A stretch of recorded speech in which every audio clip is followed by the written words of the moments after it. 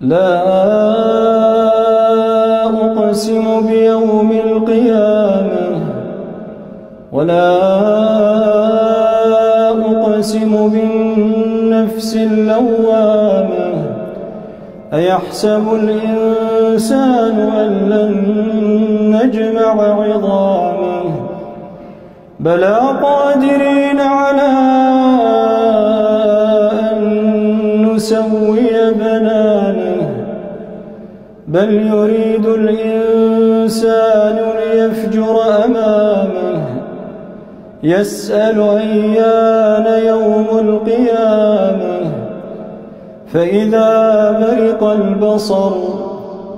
وخسف القمر وجمع الشمس والقمر يقول الإنسان يومئذ أين المفر كلا لا وزر إلى ربك يومئذ المستقر ينبأ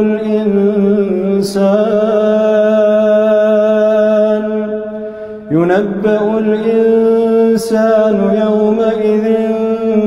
بما قدم وأخر بل الإنسان على نفسه بصيرة ولو ألقى معاذيره لا تحرك به لسانك لتعجل به إن علينا جمعه وقرآنه فإذا قرأناه فاتبع قرآنه ثم